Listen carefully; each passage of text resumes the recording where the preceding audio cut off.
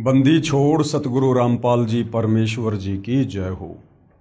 परमपिता परमात्मा सारी सृष्टि के रचनहार, कुल मालिक, असंख्य ब्रह्मांडों के स्वामी, जगत गुरु, तीनों लोकों में प्रवेश करके सबका धारण पोषण करने वाले राजाधीराज, आत्माधार, नाथों के नाथ, देवों के देव महादेव, सर्वेश्वर, महेश्वर, मृत्युंजय, अजरो अमर, आदि अनादि, सनातनी प्रभु, जगत पिता जगदीश्वर, श्री श्री 1008 की उपाधि के वास्तविक अधिकारी, अकाल मूरत सौद स्वरूपी राम वासुदेव, सर्वगतम ब्रह्म, परम पूज्य, प्रथम पूज्य, परम संत, परम पुरुष, परम धनी, परम दयालु, सत्य कबीर, हक्का कबीर, अल्लाहु कबीर, अल्लाहु अकबर, बाखबर, अल्लाह ताला, जगत के तारणहार, जगत के मुक्तिदाता, जगत के जगन्नाथ, हारे के सहारे, हिंदुओं के राम, मुसलमानों के अल्लाह, सिखों के वाहिगुरु, ईसाइयों के मसीह, दया के सागर दयानिधि, करुणा के सागर करुणानिधि, स्वयंभू परिभू, संकट मोचन, कष्ट हरण, मंगल करण, दुख भंजन, अविगत कबीर, निर्विकार निर्विषम परमात्मा, अलय अलेख सतगुरु, आदि अनादि सतगुरु, असली मर्यादा पुरुषोत्तम, असली राम, असली कृष्ण, असली घनश्याम, असली मुरारी, राजाओं के राजा, महाराजाओं के महाराजा, शहंशाहों के शहंशाह, सम्राटों के सम्राट, भगवानों के भगवान, अल्लाहों के अल्लाह, प्रभुओं के प्रभु, मसीहों के मसीह, सच्चे वाहिगुरु, बाबाओं के बाबा, पीरों के पीर, सेठों के सेठ, जगत सेठ, साड़सा सेठ, सर्वगुण संपन्न, अनंत कोटि कलाओं के स्वामी, अनंत कोटि ब्रह्मांडों के नायक, योगियों में महायोगी, ध्यानियों में महाध्यानी, सिद्धों में परम सिद्ध, ज्ञानियों में तत्व ज्ञानी, ब्रह्म ज्ञानी, महाज्ञानी, परम ज्ञानी, सर्वश्रेष्ठ ज्ञानी, विज्ञानी, युवा कबीर, समर्थ कबीर, असमवात, अमित ओजा, सच्चे रहनुमा, करीम अल्लाह, सुभान अल्लाह,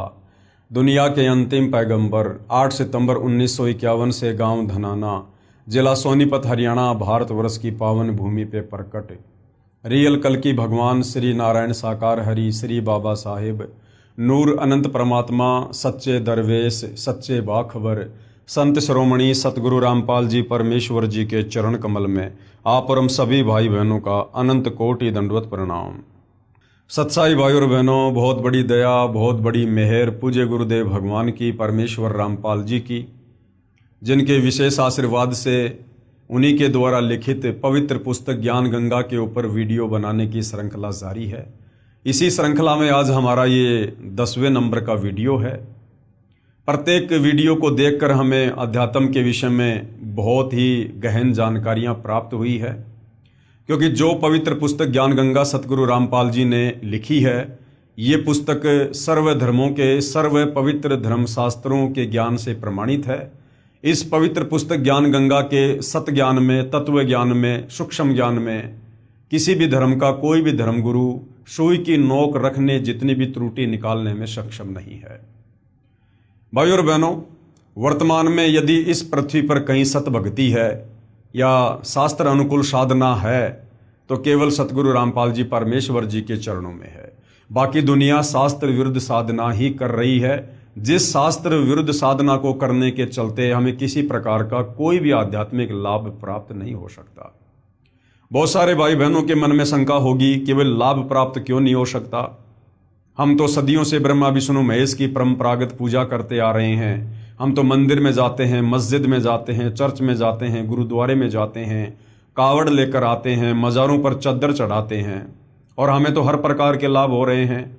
हमारे काम धंधे बहुत बढ़िया चल रहे हैं, दिन दोगुनी रात चौगुनी हम व्यापार में उन्नति कर रहे हैं।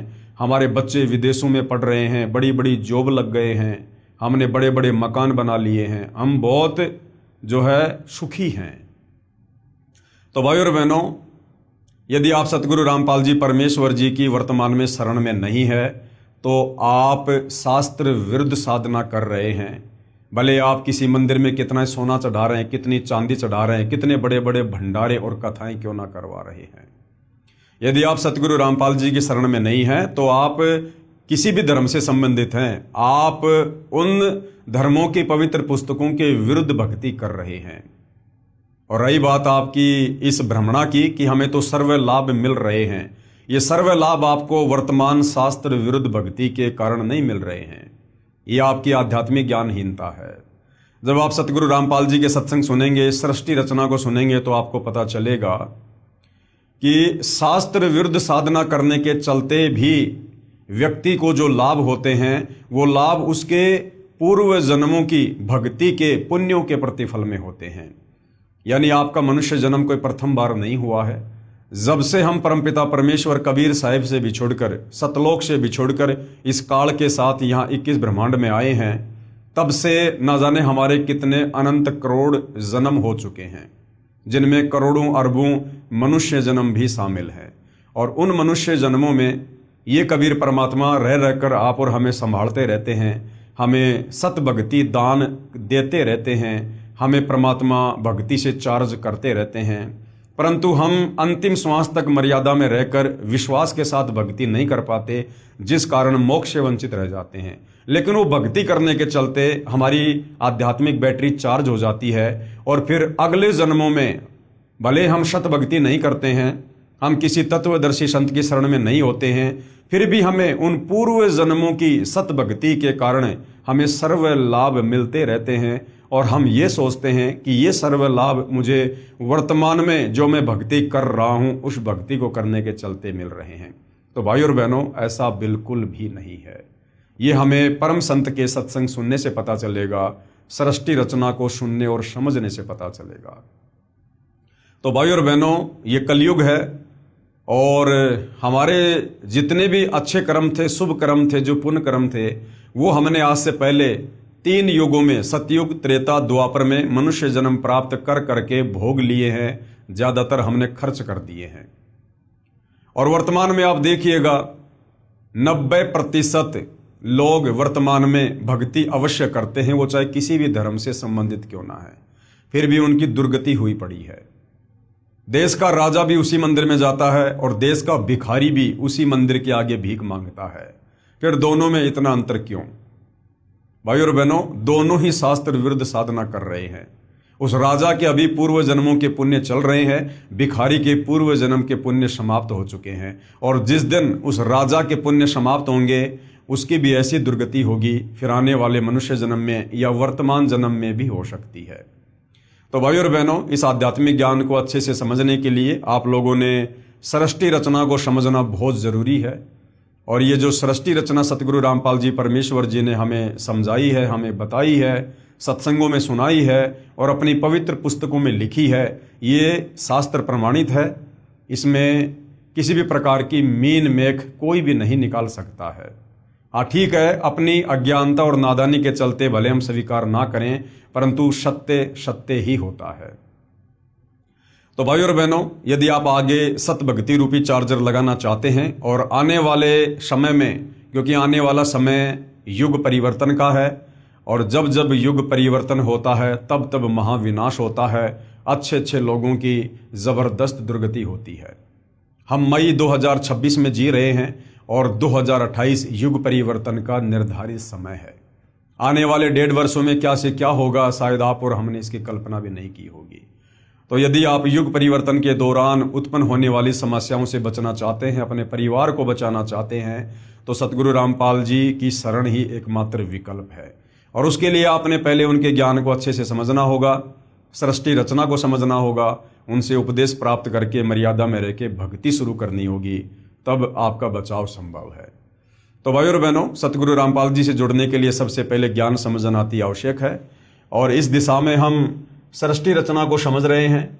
सृष्टि रचना पर आज हमारा ये 4थे नंबर का वीडियो है, और प्रत्येक वीडियो में हमने सृष्टि रचना के विषय में बहुत कुछ जाना है, बहुत कुछ समझा है। तो सृष्टि रचना की शुरुआत जब हमने की थी, तो उसमें पूज्य गुरुदेव भगवान ने बताया कि सर्वप्रथम एक अनामी लोक था, जिसको अनामय लोक भी कहते हैं, जिसको अकय लोक भी कहते हैं। और उस अनामी लोक में, उस अकय लोक में कबीर परमात्मा जी अकेले ही रहा करते थे और कहीं कोई रचना नहीं थी। उसके बाद कबीर परमात्मा, जिनको सत्य पुरुष भी कहते हैं, अकाल मूर्त भी कहते हैं, शब्द स्वरूपी राम भी कहते हैं, ये उनके उपमात्मक नाम हैं। उस कबीर परमेश्वर ने एक विचार किया और नीचे के 3 अविनाशी लोकों की रचना की, अपनी वचन शक्ति से, अपनी शब्द शक्ति से। अनामी लोक से नीचे कबीर परमात्मा जी ने अगम लोक की रचना की, उसके बाद अलख लोक की रचना की, उसके बाद सतलोक की रचना की। और इन तीनों लोकों में यानी अनामी लोक से नीचे जो तीन लोक हैं, अगम लोक, अलख लोक और सतलोक, इन तीनों लोकों में कबीर परमेश्वर अपना रूपांतरण करके खुद ही विराजमान होते हैं। उसके बाद सर्वप्रथम कबीर परमेश्वर जी ने सतलोक में सृष्टि की रचना करनी चाहिए। उसके लिए परमात्मा ने सबसे पहले अपने एक वचन से 16 द्वीपों की रचना की। उसके बाद अपने 16 शब्दों से, 16 वचनों से अपने 16 पुत्रों की रचना की और अपने प्रत्येक पुत्र को एक एक द्वीप में रहने का आदेश दिया। उसके बाद कबीर परमेश्वर जी ने अपने 12वें नंबर के पुत्र अचिंत से कहा कि बेटा अब आगे सतलोक में आप सृष्टि की रचना करो, मैं आपको वचन शक्ति देता हूं। अचिंत ने सृष्टि रचना में सहयोग के लिए एक आत्मा उत्पन्न की जिसको अक्षर पुरुष कहा जाता है, जिसको परब्रह्म भी कहा जाता है। वो अक्षर पुरुष सतलोक में बने एक मानसरोवर में जाकर सो गया और निंद्रा आ गई। काफी युगों तक वो निंद्रा से बाहर नहीं आया। अचिंत ने कबीर परमात्मा जी से प्रार्थना की कि परमात्मा, अक्षर पुरुष मानसरोवर में जाकर सो गया है, मेरी लाख कोशिशों के बावजूद भी वो बाहर नहीं आ रहा है और सृष्टि नहीं रची जा रही। तब कबीर परमेश्वर जी ने अपने पुत्र अचिंत से कहा कि बेटा आप सृष्टि रचना करने में सक्षम भी नहीं है, जिसका काम उसी को साजे और करे तो मूर्ख बाजे। कबीर परमेश्वर जी ने उस मानसरोवर के जल से थोड़ा जल लिया और एक अंडा बनाया अपनी वचन शक्ति से। उस अंडे में एक आत्मा प्रवेश की और मानसरोवर के जल में अंडा छोड़ दिया। अंडा मानसरोवर के जल में नीचे जाता है और अंडे की गड़गड़ाहट से अक्षर पुरुष की निंद्रा भंग होती है। नींद खुलते ही अक्षर पुरुष ने अंडे की ओर गुस्से से देखा, जिससे अंडा 2 भाग हो जाता है। जिसमें से जो आत्मा निकलती है उसको क्षर पुरुष का नाम दिया गया, उसको ज्योति निरंजन का नाम दिया गया। आगे चलकर वो काल कहलाया। कबीर परमेश्वर ने आकाशवाणी की कि ज्योति निरंजन और अक्षर पुरुष तुम दोनों बाहर आओ। दोनों आत्मा मानसरोवर से बाहर आती हैं। कबीर परमेश्वर के आदेश अनुसार वो दोनों आत्मा अचिंत के लोक में रहती हैं। काफी समय उपरांत क्षर पुरुष यानी ज्योति निरंजन के मन में ये विचार आया कि हमारे बाकी जो 15 भाई हैं वो सभी अलग अलग द्वीपों में रहते हैं और हम तीनों भाई एक ही द्वीप में रहते हैं। ये सोचकर क्षर पुरुष ज्योति निरंजन, जो आगे चलकर काल भी कहलाया, उसने अलग से राज्य प्राप्ति के लिए, अलग से द्वीप प्राप्ति के लिए एक पैर पर खड़ा होकर सतलोक में तप करना शुरू कर दिया। उससे पहले कबीर परमेश्वर जी ने और काफी आत्माओं की, असंख्य आत्माओं की सतलोक में उत्पत्ति कर दी थी और सभी को सर्व सुख प्रदान कर दिए थे। जब ये ज्योति निरंजन क्षर पुरुष सतलोक में एक पैर पर खड़ा होकर तप कर रहा था तो सतलोक में जो आत्माएं थी वो उसके ऊपर आसक्त हो गई और सोचने लगी कि देखो कितना जबरदस्त तप कर रहा है। कबीर परमेश्वर जी ने आत्माओं को समय समय पर सचेत किया कि बच्चों, इस नादान की नादानी को मत देखो, ये अपने कर्म फोड़ रहा है, तुम आराम से रहो, ठाट बाट से रहो, तुम्हें किसी चीज की कोई कमी नहीं है, इसकी तरफ ध्यान मत दो। हम सभी आत्माओं ने ऊपर से तो सावधानी दिखाई, लेकिन अंदर से हम उस ज्योति निरंजन को चाहने लगे और पतिव्रता पर्द से नीचे गिर गए, परमात्मा के दिल से हम उतर गए। जब काल ने सत्ययुग तप किया तो कबीर परमेश्वर जी ने पूछा कि भाई आप तप क्यों कर रहे हो, आपको क्या चाहिए? तो क्षर पुरुष ने कहा कि मैं जहां रह रहा हूं वो जगह मेरे लिए कम है, मुझे अलग से राज्य प्रदान कीजिए। कबीर परमेश्वर ने क्षर पुरुष को 21 ब्रह्मांड दे दिए जो सतलोक में ही थे। उसके बाद क्षर पुरुष ने फिर से सत्ययुग तप किया, ये सोचकर कि खाली प्लाट का क्या करूंगा, इनमें कुछ रचना भी करनी चाहिए और रचना सामग्री कबीर परमात्मा के ही पास है। तो रचना सामग्री प्राप्त करने के लिए सत्ययुग फिर तप किया। फिर कबीर परमेश्वर जी ने पूछा तो क्षर पुरुष ने कहा कि मुझे सृष्टि रचना के लिए सामग्री चाहिए। कबीर परमेश्वर ने उसे 3 गुण, रजगुण, सतगुण, तमगुण और 5 तत्व, पृथ्वी, अग्नि, जल, वायु, आकाश, ये जो उस समय सतलोक में कबीर परमेश्वर जी के 16 पुत्रों में से सबसे बड़े पुत्र कूरम के मुकुट में थे, सूक्ष्म रूप में थे, कबीर परमेश्वर जी ने काल को उपलब्ध करवा दिए। उसके बाद इस क्षर पुरुष ने सोचा कि अब मैंने बहुत सारी रचना भी कर ली है, लेकिन मेरे अकेले का दिल नहीं लग रहा, मुझे कुछ आत्मा चाहिए। ये सोचकर उसने 64 युग फिर तप किया। जब 64 युग तप कर लिया तो कबीर परमेश्वर जी ने पूछा कि भाई क्षर पुरुष, अब आपको क्या चाहिए? जो आपको चाहिए था मैंने आपको सब कुछ दे दिया। तो क्षर पुरुष ने कहा कि पिताजी, मुझे कुछ आत्मा दे दो, मेरा अकेले का मन नहीं लगता है। तो कबीर परमेश्वर जी ने कहा कि भाई देखो, आत्मा मैं आपको किसी भी कीमत पर नहीं दे सकता, ये मेरे अंश हैं, मेरे वचन से उत्पन्न हैं, मेरे बच्चे हैं, और आपको कुछ चाहिए तो आप ले सकते हो। लेकिन भाई और बहनों, हम अपने कबीर परमेश्वर जी से दिल हटाकर इस काल के ऊपर हम दिल लगा चुके थे, इसलिए हम पतिव्रता पद से नीचे गिर चुके थे। तो कबीर परमेश्वर जी ने कहा कि भाई क्षर पुरुष, अगर कोई अपनी मर्जी से तेरे साथ जाना चाहता है तो मैं भेज सकता हूं। तो कबीर परमात्मा और क्षर पुरुष दोनों हम सभी आत्माओं के पास आए, और कबीर परमेश्वर जी ने कहा कि भाई कौन कौन आत्मा है जो इस क्षर पुरुष के साथ इसके 21 ब्रह्मांडों में जाना चाहती है, क्योंकि परमात्मा ने उसको प्रथम बार उसके 70 युग वाले तब के बदले में 21 ब्रह्मांड दिए थे। काफी देर तक सन्नाटा छाया रहा, किसी ने भी हाथ खड़ा नहीं किया।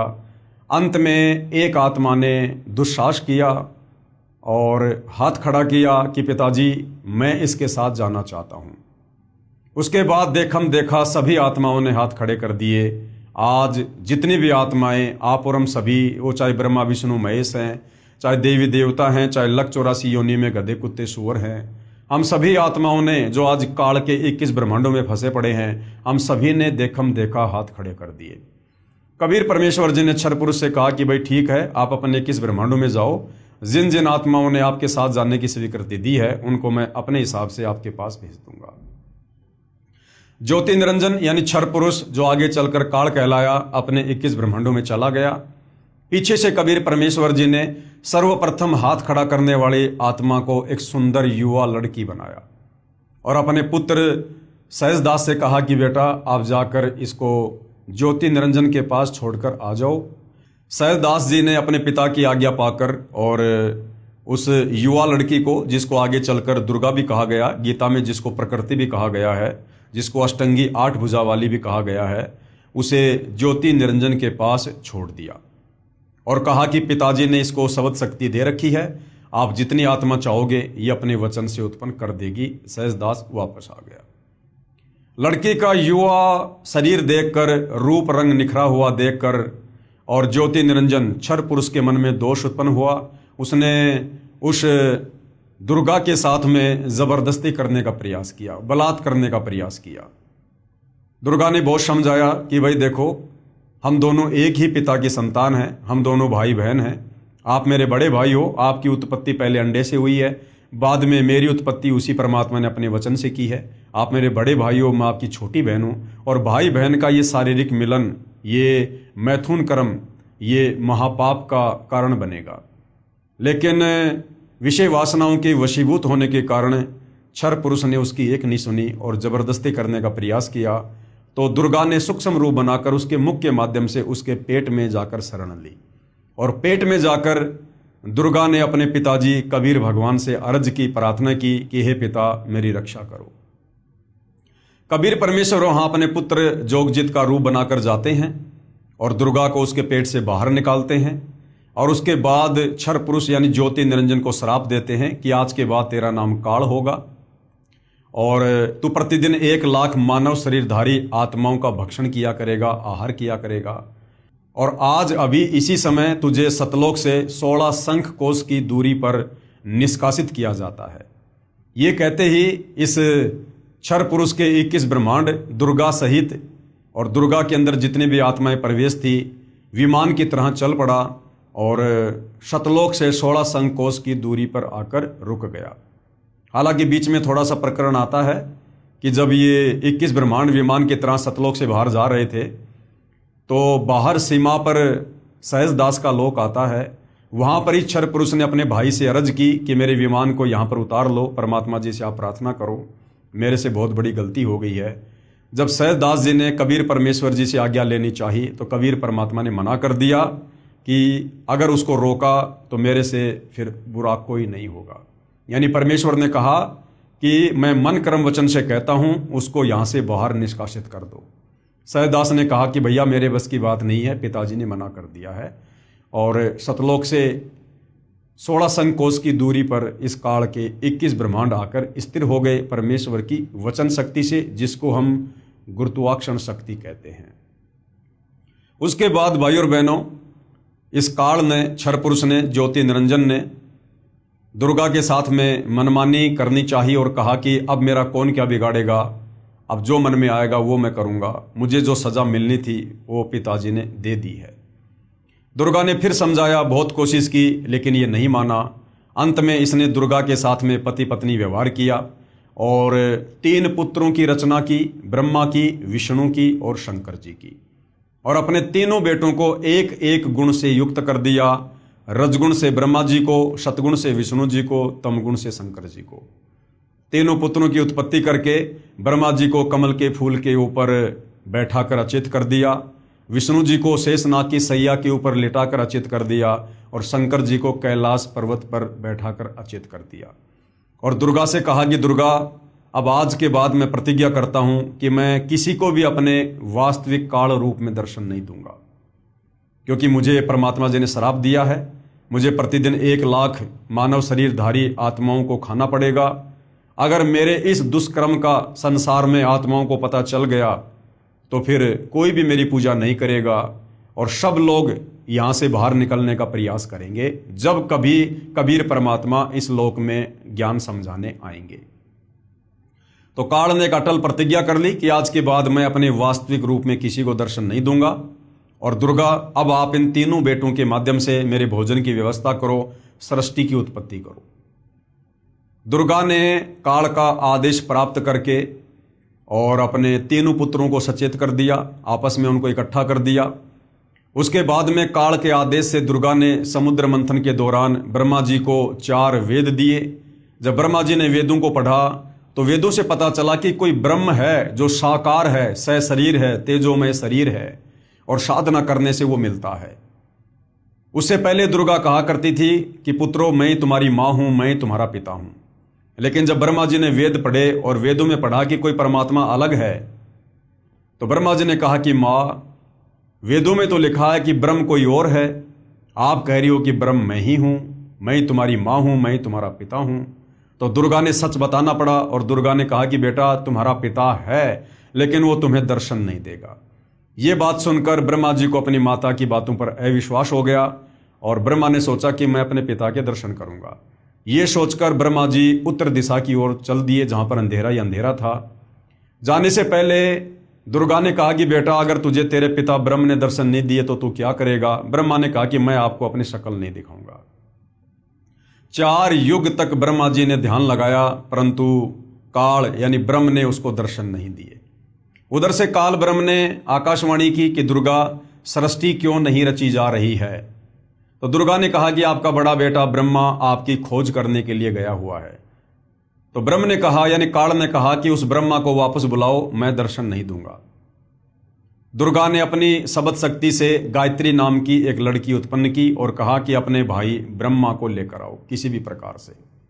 गायत्री चली जाती है। ब्रह्मा जी समाधि में थे। गायत्री ने ध्यान से दुर्गा से जब बातचीत की, संवाद किया, तो दुर्गा ने कहा कि आप उसके पैर को हाथ लगाओ, उसके चरणों को स्पर्श करो। गायत्री ने ऐसा ही किया और ब्रह्मा जी का ध्यान भंग हुआ। ब्रह्मा जी ने कहा कि तू कौन उल्टा है जिसने मेरी समाधि भंग कर दी, मेरा ध्यान भंग कर दिया, मैं तुझे श्राप दूंगा। तो गायत्री ने कहा कि श्राप बाद में देना, पहले मेरी बात सुन लो। मुझे माता ने भेजा है तुम्हें वापस लाने के लिए, क्योंकि तुम्हारे बिना सृष्टि नहीं रची जा रही है। तो ब्रह्मा ने कहा कि भाई गायत्री, मैं वापस कैसे चलूं? मुझे पिताजी के दर्शन नहीं हुए और मैं तो प्रतिज्ञा करके आया था कि जब तक पिताजी के दर्शन नहीं होंगे मैं अपना मुंह नहीं दिखाऊंगा। गायत्री की मजबूरी थी ब्रह्मा को वापस लेकर जाना। तो गायत्री ने कहा कि आपको तो चलना पड़ेगा। तो ब्रह्मा जी ने कहा कि एक शर्त पर चल सकता हूं, यदि आप मेरी झूठी गवाही दे दो कि हाँ, मेरे सामने ब्रह्मा को इसके पिता ने दर्शन दिए। गायत्री ने कहा कि मैं झूठी गवाह नहीं दे सकती तो मैं नहीं चलूंगा। लेकिन गायत्री की मजबूरी थी। गायत्री ने सोचा कि अगर कल को मेरी बात झूठी हो गई तो मैं अकेली जो है माता के दंड का भागी बनूंगी। तो क्यों ना इस ब्रह्मा को भी बराबर का भागीदार बनाया जाए। गायत्री ने एक ऐसी शर्त रखी कि आपको मेरे साथ में शारीरिक संबंध बनाने पड़ेंगे, रति क्रिया करनी पड़ेगी, तब मैं आपकी झूठी गवाही दूंगी। ब्रह्मा जी की मजबूरी थी और दोनों ने वो कर्म किया। उसके बाद गायत्री ने सोचा क्यों ना एक गवाह और बनाया जाए। तो ब्रह्मा से बात करने के बाद में, ब्रह्मा की सहमति के बाद में, गायत्री ने अपने वचन से एक पोहपति नाम की लड़की उत्पन्न की और उसको भी यही कहा कि आप ऐसे ऐसे गवाही दो। तो पोहपति ने कहा कि मैं झूठी गवाही नहीं दूंगी, हाँ यदि ब्रह्मा मेरे साथ में शारीरिक संबंध बनाए तो मैं झूठी गवाही दे सकती हूँ। उसके बाद पोहपति के साथ ब्रह्मा जी ने शारीरिक संबंध बनाए और ब्रह्मा जी ने दोनों को बता दिया था, यदि माता जी पूछे कि तुम्हारा पिता कैसा है, दिखने में कैसा है, तो वेदों में वर्णित परमेश्वर की व्याख्या ब्रह्मा जी ने पहले ही उनको बता दी कि ऐसे कह देना कि परमात्मा मानव सदृश है, नर रूप है, तेजोमय शरीर है। और तीनों दुर्गा के पास में जाते हैं। दुर्गा ने कहा कि बेटा तुझे तेरे पिता ने दर्शन दिए? तो ब्रह्मा जी ने कहा कि हाँ मुझे मेरे पिता के दर्शन हुए। दुर्गा ने कहा कि कोई प्रमाण दो, कोई सबूत दो, कोई गवाह बताओ। तो ब्रह्मा ने कहा कि इन दोनों के सामने मुझे पिता ने दर्शन दिए। जब दुर्गा ने उन दोनों से जानना चाहा तो दोनों ने कहा कि हाँ हमारे सामने दर्शन दिए। उधर से दुर्गा ने सोचा कि ब्रह्म यानी काल मुझे तो कह रहा था कि मैं किसी को दर्शन नहीं दूंगा और ये कह रहे हैं कि मुझे दर्शन दे दिए। वो थोड़ी सी नाराज हुई और उसने ध्यान लगाया तो काल ने आकाशवाणी की कि दुर्गा ये तीनों झूठ बोल रहे हैं, मैंने इनको किसी प्रकार से कोई दर्शन नहीं दिए। यह आकाशवाणी सभी ने सुनी, सबके सिर नीचे हो गए। और उसके बाद में दुर्गा ने ब्रह्मा यानी अपने बड़े बेटे को श्राप दिया कि जग में तेरी पूजा नहीं होगी और तेरे वंशज यानी ब्राह्मण धर्मगुरु जो वेदों को पढ़ेंगे, वेदों को ना समझकर आगे लोगों को ज्ञान देंगे, गुमराह करेंगे, वो भी तेरे जैसे झूठे होंगे, पाखंडी होंगे। दुनिया को गुमराह करना उनका परमो धर्म होगा।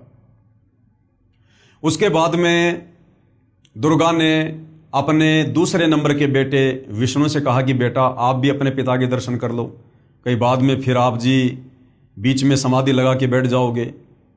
तो विष्णु जी भी अपने पिता के दर्शन के लिए पाताल लोक में चल दिया। पाताल लोक में शेषनाग था। शेषनाग ने देखा कि मेरे लोक में ये मेरी अनुमति के बिना कौन बेधड़क आ रहा है।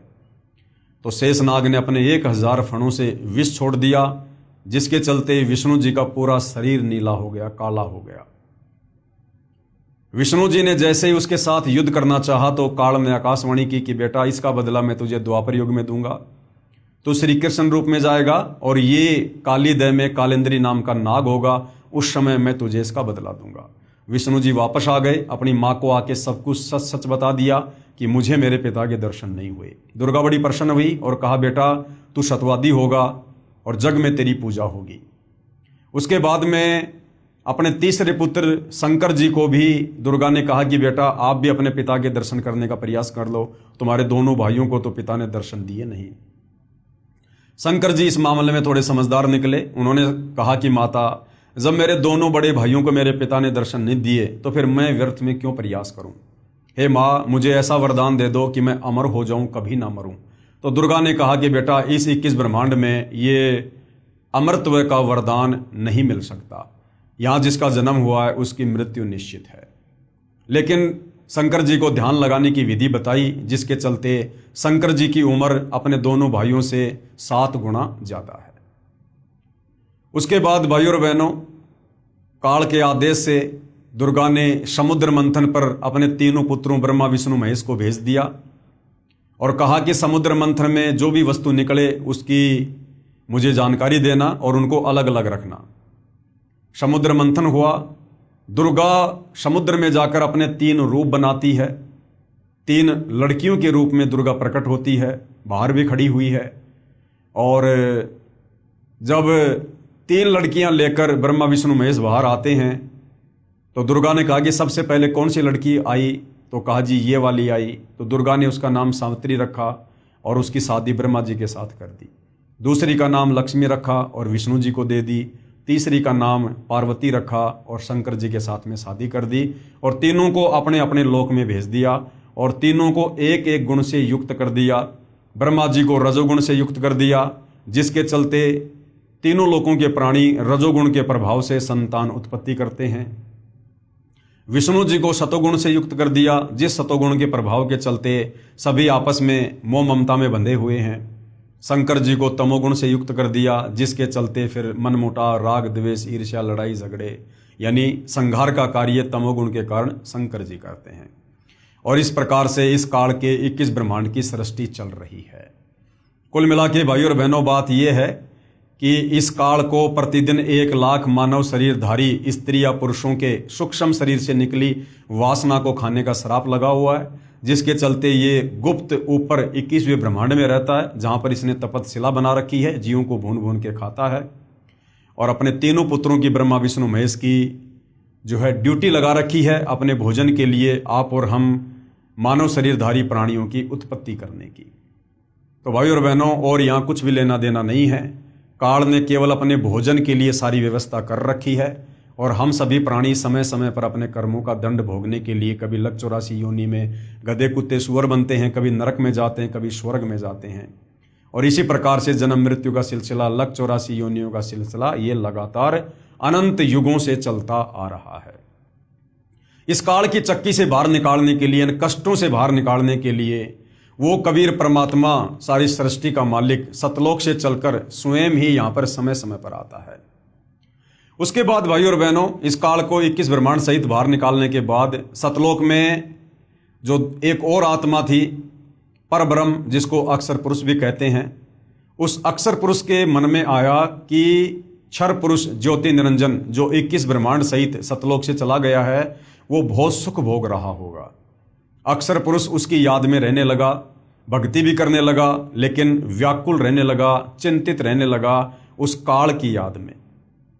और भी बहुत सारी आत्माएं जो सतलोक में थी, वो आत्माएं भी ये सोचकर कि काल ब्रह्म के साथ जितनी भी आत्मा उसके 21 ब्रह्मांड में गई हैं, वो तो बड़े सुख भोग रही होंगी, ये सोचकर उनके मन में भी दोष आ गया कि काश हम भी चले जाते तो हम भी ना जाने क्या क्या सुख भोगते। जबकि यहाँ हम लोग गधे कुत्ते सुअर बनकर टट्टी खा रहे हैं, लैट्रिन खा रहे हैं, नरक का कष्ट भोग रहे हैं, जन्म मृत्यु के चक्कर में हैं, अकाल मृत्यु मर रहे हैं, गरीबी में, भिखारीपन में, दारिद्र्य में जी रहे हैं। तो बाकी जितने भी आत्माओं के मन में दोष आया और अक्षर पुरुष के मन में दोष आया, उसके चलते वो भी पतिव्रता पद से नीचे गिर गए। कबीर परमेश्वर ने उनको भी सतलोक से बाहर करना जरूरी था। और फिर ठीक उसी प्रकार से कबीर परमेश्वर जी ने अक्षर पुरुष को यानी परब्रह्म को भी 7 शंख ब्रह्मांड दे दिए। और सर्वप्रथम अक्षर पुरुष के साथ उसके 7 शंख ब्रह्मांडों में जाने के लिए जिस आत्मा ने स्वीकृति दी, उसकी एक युवा लड़की बना दी, जिसका नाम ईश्वरी माया रखा। और बाकी सभी आत्माओं को सूक्ष्म रूप में ईश्वरी माया के अंदर जो है वो प्रवेश करके और अक्षर पुरुष के पास में भिजवा दिया। लेकिन अक्षर पुरुष ने और ईश्वरी माया ने वो गलती नहीं की जो गलती काल और दुर्गा ने सतलोक में की थी, जबरदस्ती शारीरिक संबंध बनाने की। यानी शारीरिक संबंध बनाने का प्रयास किया लेकिन सफल नहीं हो पाए। लेकिन अक्षर पुरुष ने ईश्वरी माया की सहमति से अपने नाखूनों से उसको स्त्री इंद्री लगाई और मैथुन क्रिया की, जिसके चलते अक्षर पुरुष के लोक में जीवों को भूनकर नहीं खाया जाता है, जीवों को जो है वो तपतशिला का कष्ट नहीं दिया जाता है। बाकी सारे के सारे कष्ट जो 21 ब्रह्मांड में हैं, काल के लोक में हैं, जैसे जन्म और मृत्यु, लक 84 योनियों का कष्ट, नरक का कष्ट, ये जो का त्यों अक्षर पुरुष के लोक में भी आत्माओं को दिया जाता है। तो भाइयों और बहनों, इस प्रकार से कबीर परमेश्वर जी ने 7 शंख ब्रह्मांड अक्षर पुरुष को और 21 ब्रह्मांड इस काल को देकर सतलोक से निष्कासित किया। उसके बाद रह रहकर कबीर परमेश्वर जी इस काल के 21 ब्रह्मांड में आते हैं, अक्षर पुरुष के 7 शंख ब्रह्मांड में जाते हैं। हम आत्माओं को सतलोक में की गई अपनी गलती सृष्टि रचना सुनाकर याद दिलाते हैं और हमें उनके बंधन से छुड़वाते हैं। जो जो आत्माएं उनके ज्ञान को स्वीकार कर लेती है, उनकी भक्ति स्वीकार कर लेती है और आजीवन मर्यादा में रहकर भक्ति करती है, उन आत्माओं को परमेश्वर वापस सतलोक लेकर जाते हैं। तो भाई और बहनों, यहाँ जो सृष्टि रचना चल रही है, जो सतगुरु रामपाल जी ने अपने सत्संगों में सुनाई है और अपनी पवित्र पुस्तकों में लिखी है, इसका समर्थन सर्व धर्मों के सर्व पवित्र धर्मशास्त्र भी कर रहे हैं। और हमने इस पवित्र पुस्तक ज्ञान गंगा में देखा कि मुसलमान धर्म की कुरान शरीफ, तौरेत, जबूर, ईसाइयों की बाइबल, हिंदुओं के 4 वेद और गीता जी, साथ में बहुत सारे महापुरुषों की जो लेखनी से जो ग्रंथ लिखे गए हैं, जिस प्रकार से धर्मदास जी के द्वारा लिखा गया कबीर सागर और दादू जी का दादू ग्रंथ और भी बहुत सारे महापुरुषों के ग्रंथों ने इसी सृष्टि रचना का समर्थन किया है। जो सृष्टि रचना कबीर परमेश्वर 650 साल पहले बनारस के काशी में बताया करते थे, जिस समय उनको अनपढ़ कहकर रिजेक्ट कर दिया गया था, आज उसी सृष्टि रचना को हमारे सर्व धर्मों के धर्मशास्त्र समर्थन दे रहे हैं। तो आज भाइयों और बहनों, सृष्टि रचना का ये लास्ट वीडियो है और आदरणीय गरीबदास जी जो गांव छुड़ानी जिला झज्जर हरियाणा में हुए, जिनको कबीर परमेश्वर जी 10 साल की उम्र में सतलोक से चलकर धरती पर प्रकट होकर जिंदा बाबा के रूप में मिले, उनको अपना ज्ञान समझाया, उनकी आत्मा को शरीर से निकालकर सतलोक ले गए, सतलोक दिखाया, पूरी सृष्टि रचना से वाकिफ कराया और सर्व ब्रह्मांड दिखाए, ब्रह्मा विष्णु महेश के लोग दिखाए, दुर्गा का लोग दिखाया, काल का लोग दिखाया, तपतशिला दिखाई, नरक स्वर्ग सब कुछ दिखाया, उनका ज्ञान योग खोला और आदरणीय गरीबदास जी ने फिर 5वें वेद सूक्ष्म वेद की रचना की। तो आज कबीर परमेश्वर जी ने जो सृष्टि रचना हमें बताई है, समझाई है, जो समय समय पर चारों युगों में बताते रहते हैं, आदरणीय गरीबदास जी जो लगभग 300 साल पहले गांव छुड़ानी जिला झज्जर हरियाणा में हुए थे, उनके द्वारा लिखित ग्रंथ सदग्रंथ साहिब में, जिसमें 24,000 वाणियां हैं, विश्व की सभी भाषाओं के शब्दों का समावेश है, जिसको सदग्रंथ साहिब भी कहते हैं, 5वां वेद सूक्ष्म वेद भी कहते हैं, उसमें सृष्टि रचना का ज्यों का त्यों प्रमाण है। अब हम पढ़ेंगे, देखेंगे, ताकि हमें पूर्ण विश्वास हो जाए कि सतगुरु रामपाल जी ने हमें जो सृष्टि रचना बताई है वो ज्यों की त्यों है और हमने उस पर विश्वास करना चाहिए और उनसे उपदेश लेकर अपनी आत्मा का कल्याण करवाना चाहिए। आदरणीय गरीबदास साहिब जी की अमृतवाणी में सृष्टि रचना का प्रमाण। आदि रमैणी सदग्रंथ पेज नंबर 690 से 692 तक। आदि रमैणी अदली सारा जादिन होते धुंधुकारा, यानी जब कबीर परमात्मा केवल अनामी लोक में अकेले थे, उस समय और बाकी कहीं कुछ भी नहीं था। ना ये सातसंग ब्रह्मांड थे अक्षर पुरुष के, ना काल के 21 ब्रह्मांड थे, ना नीचे का कोई अगम लोक था, ना कोई अलख लोक था, ना कोई सतलोक था। सत्य पुरुष कीन्या प्रकाशा हम होते तकत कबीर खवाशा। उसके बाद सत्य पुरुष कबीर साहिब ने ही पूरी सारी जो है वो रचना की और आदरणीय गरीबदास जी कहते हैं कि उस समय हम कबीर परमात्मा जी के दरबार में नौकर थे। यानी भाइयों और बहनों, जब हम भक्ति मार्ग में आगे बढ़ेंगे तो हमें पता चलेगा कि आदरणीय गरीबदास जी की भूमिका, एक भगत की भूमिका भी कबीर परमात्मा ने इस अध्यात्म को समझाने के लिए और 5वें वेद सूक्ष्म वेद सदग्रंथ साहिब की रचना करवाने के लिए खुद ही भूमिका की थी। मन मोहिनी सिरजी माया सत्य पुरुष एक ख्याल बनाया। मन मोहिनी सिरजी माया, यानी सतलोक में कबीर परमेश्वर जी ने जब ये काल तप कर रहा था, 21 ब्रह्मांड दे दिए थे, तो सबसे पहले 21 ब्रह्मांड में जाने के लिए जिस आत्मा ने हाथ खड़ा किया था, कबीर परमात्मा ने एक सुंदर युवा मन मोहिनी लड़की का रूप उसको दिया, जिसको माया भी कहते हैं, दुर्गा भी कहते हैं, और वो काल के पास में परमात्मा ने भेजी थी। तो कहते हैं मन मोहिनी सिरजी माया और सत्य पुरुष एक ख्याल बनाया।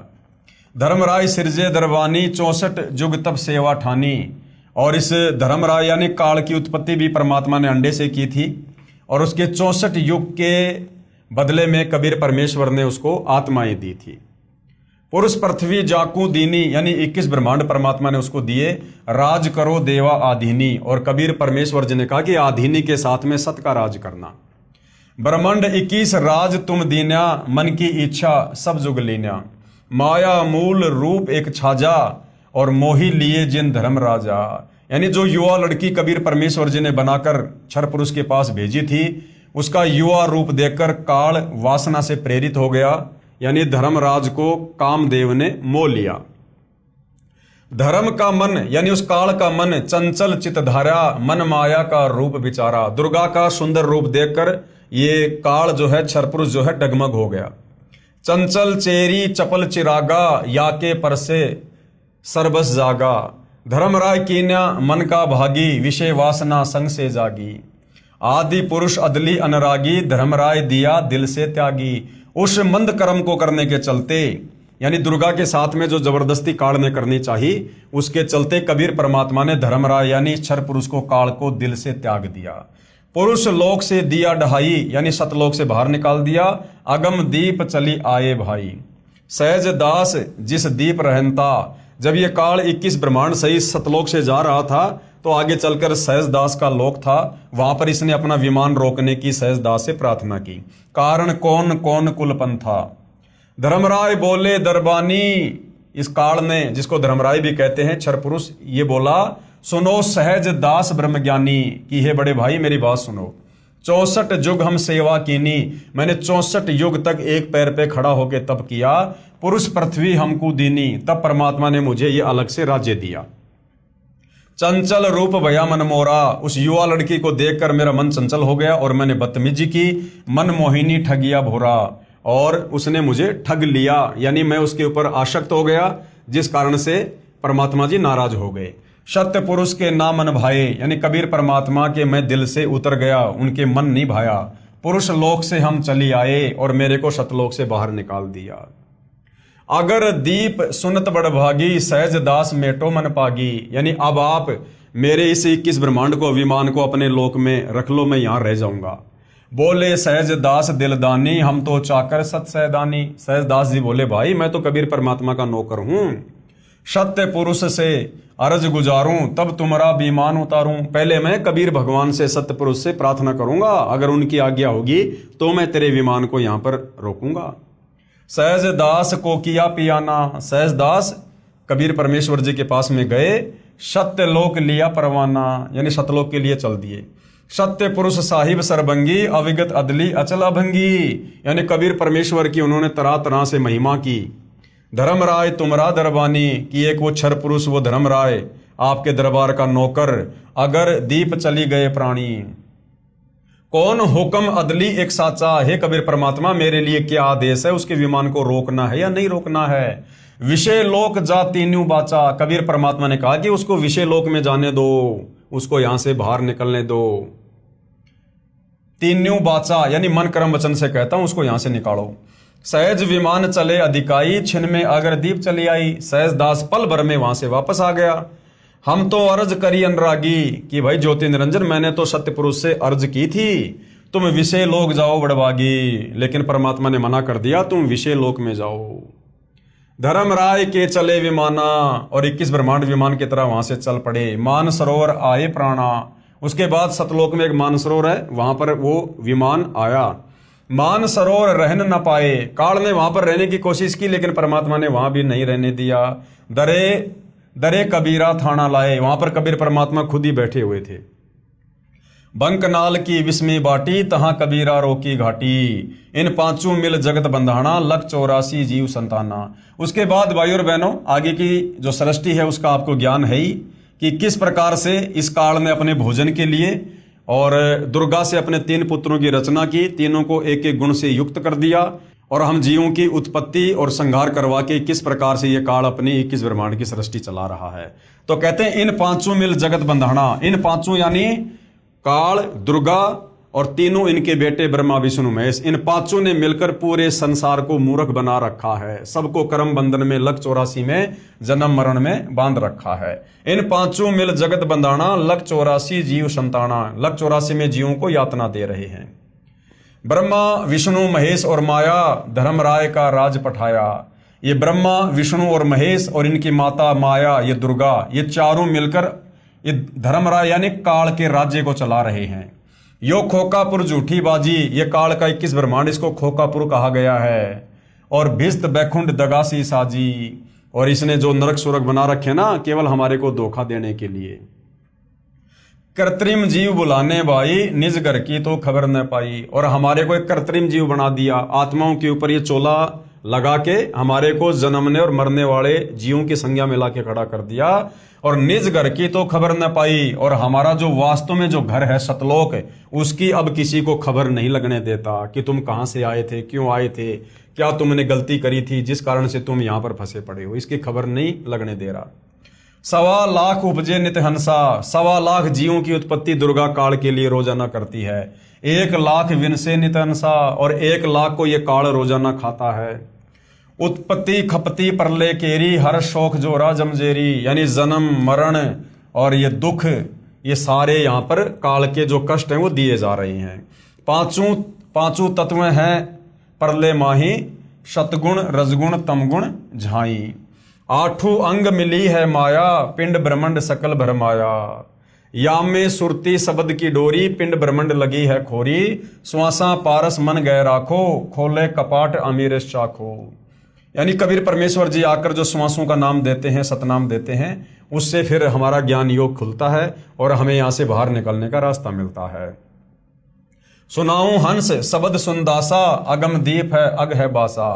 फिर कबीर परमेश्वर तत्वदर्शी संत के रूप में आते हैं और हमें फिर वास्तविक ज्ञान बताते हैं, भक्ति देते हैं और हमें फिर अगम दीप यानी सबसे आगे का जो दीप है, जो सतलोक है, हमें उसकी जानकारी देते हैं। भव सागर जमदंड जमाना, धर्मराय का है तलबाना। पांचों ऊपर पद की नगरी, बाट विहंगम बंकी डगरी। इन पांचों के ऊपर दुर्गा काल और ब्रह्मा विष्णु महेश के ऊपर वो वास्तविक वो नगर है, सतलोक है, जहां पर जाना इतनी आसान बात नहीं है। हमरा धर्मराय से दावा, भवसागर में जीव भरमावा। कबीर परमेश्वर का जो है इस धर्मराज यानी काल के साथ में एग्रीमेंट है। हम तो कहें अगम की वाणी, जहां अविगत अदली आप बिनानी। बंदी छोड़ हमारा नामम, अजर अमर है अस्त्र ठामर। जुगन जुगन हम कहते आए, जम जोरा से हंस छुड़ाए। यानी युगों युगों से हम यहाँ पर आ रहे हैं, सृष्टि रचना बता रहे हैं, ज्ञान समझा रहे हैं। जम यानी काल, जोरा यानी मौत, इससे हम जीवों को छुटाने का प्रयास करते हैं। जो कोई माने शब्द हमारा, जो हमारे ज्ञान को स्वीकार कर लेता है, भवसागर नहीं भरमै धारा, वो दोबारा काल के किस ब्रह्मांड में नहीं आता, उसका मोक्ष हो जाता है। या में सुरती शब्द का लेखा, तन अंदर मन कहो किन देखा। दास गरीब अगम की वाणी, खोजा हंसा शब्द सैदानी। उपरोक्त अमृतवाणी का भावार्थ है कि आदरणीय गरीबदास साहिब जी ने भी यही कहा है कि यहाँ पहले केवल अंधकार था तथा पूर्ण परमात्मा कबीर साहिब जी सतलोक में तख्त सिंहासन पर विराजमान थे। हम वहां चाकर थे यानी नौकर थे।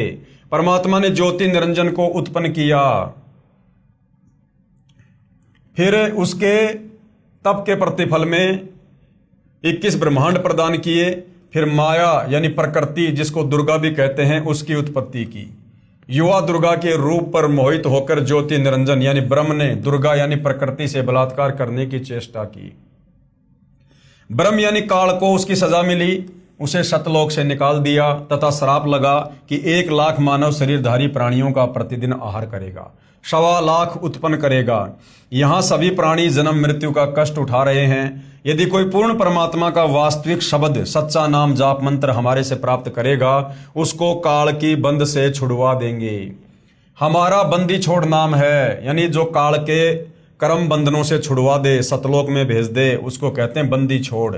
आदरणीय गरीबदास जी अपने गुरु व प्रभु कबीर परमात्मा के आधार पर कह रहे हैं कि सच्चे मंत्र अर्थात सतनाम व सार शब्द की प्राप्ति कर लो, पूर्ण मोक्ष हो जाएगा।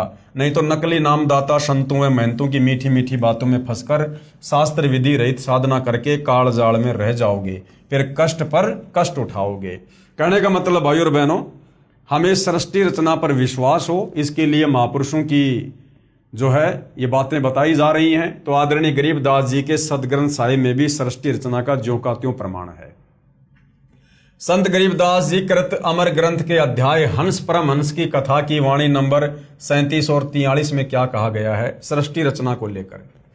माया आदि निरंजन भाई, और अपने जाए आपे खाई। ये दुर्गा, ये माया, ये खुद ही पैदा करती है और खुद ही ये काल के पास में भोजन के लिए भेज देती है।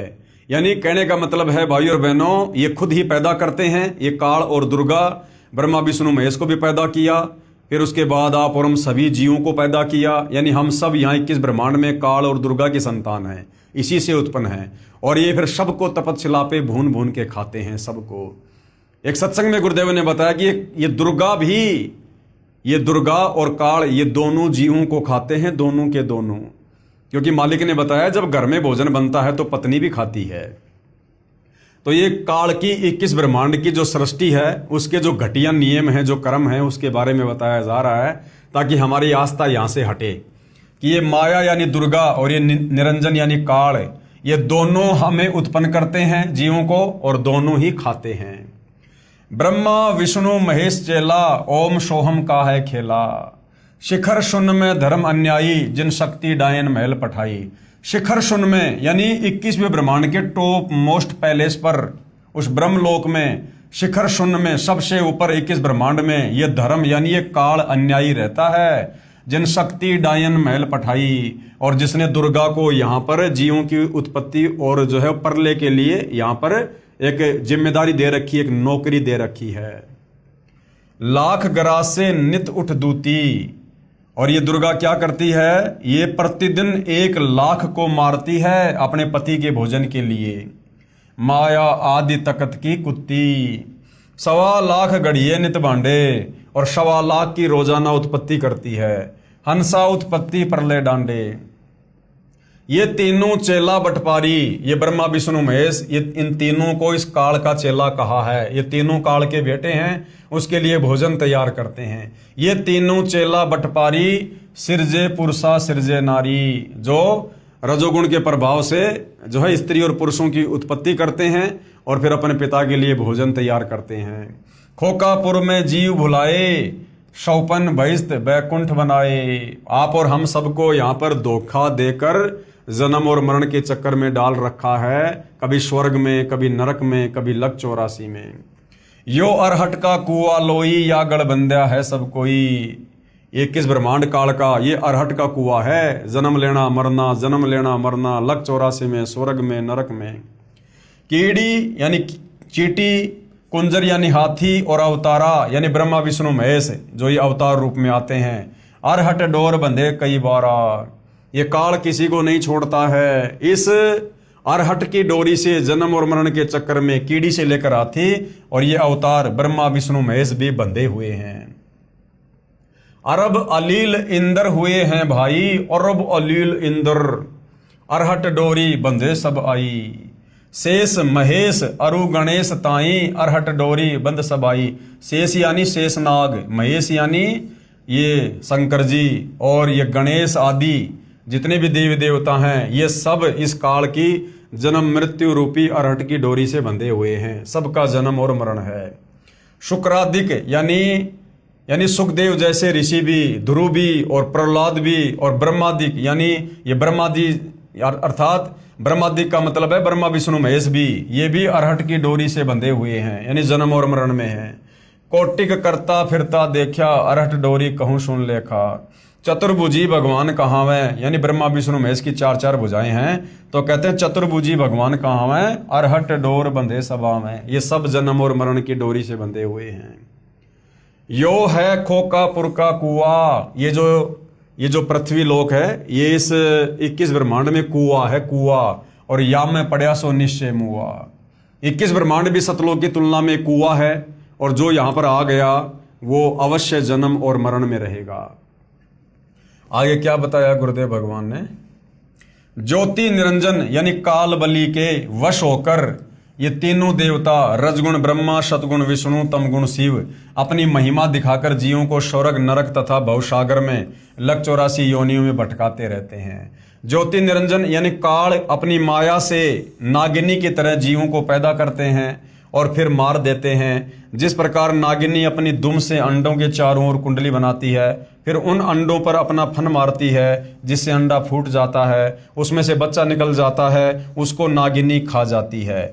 फन मारते समय कई अंडे फूट जाते हैं, क्योंकि नागिनी, ये भाई और बहनों, वो अरहट के कुएं का एक चित्र समझा रखा है। जिस प्रकार पहले इस प्रकार से कुएं से पानी निकाला करते थे, पहले ट्यूबवेल वगैरह मोटर वगैरह नहीं होती थी, इसी प्रकार से कुएं से जो है वो पानी निकाला जाता था। तो एक ये चैन है, और इस चैन के साथ में बाल्टियां वेल्ड कर दी जाती थी और बैलों से इसको घुमाया जाता था। तो बाल्टी क्या होती थी, नीचे तो पानी से भर जाती थी और ऊपर आकर यहाँ पर ये खाली हो जाया करती थी। तो कहते हैं कि इस काल का 21 ब्रह्मांड इस अरहट की तरह से है। हम इस पृथ्वी लोक पर आते हैं, यहाँ पर मनुष्य जन्म प्राप्त करते हैं, जैसा भी धर्म कर्म करते हैं, भक्ति करते हैं, थोड़े बहुत हम पुण्य प्राप्त करते हैं, पाप प्राप्त करते हैं, यहाँ से अपने पाप और पुण्य का थैला भर के और ऊपर जाते हैं स्वर्ग में, महास्वर्ग में, वहाँ पर अपनी भक्ति को खर्च करके फिर वापस मनुष्य जन्म प्राप्त करके इस पृथ्वी लोक पर आ जाते हैं। कभी हम यहाँ पर लक 84 योनियों में चींटी बनते हैं, कभी हाथी बनते हैं, और कभी ब्रह्मा विष्णु महेश बनते हैं, कभी स्त्री और पुरुष बनते हैं। तो ये जन्म मरण का चक्कर, पाप पुण्य का खेल इसी प्रकार से काल के 21 ब्रह्मांड में चलता रहता है। आगे क्या बताया है? उस नागिनी के बहुत सारे अंडे होते हैं, जो अंडे फूटते हैं उनमें से बच्चे निकलते हैं। यदि कोई बच्चा कुंडली यानी सर्प की दुम का घेरा से बाहर निकल जाता है तो वह बच्चा बच जाता है, नहीं तो कुंडली में वह नागिनी छोड़ती नहीं है। जितने बच्चे उस कुंडली के अंदर होते हैं उन सबको खा जाती है। जो साधक यानी जो भगत ब्रह्म यानी काल ब्रह्म यानी ज्योति निरंजन और देवी दुर्गा तथा ब्रह्मा विष्णु शिव तथा अन्य देवताओं तक की भक्ति करते हैं, वे काल ब्रह्म रूपी नागिनी के घेरे यानी जन्म मरण के चक्कर में काल रोक में रह जाते हैं, जिनको काल ज्योति निरंजन खाता है।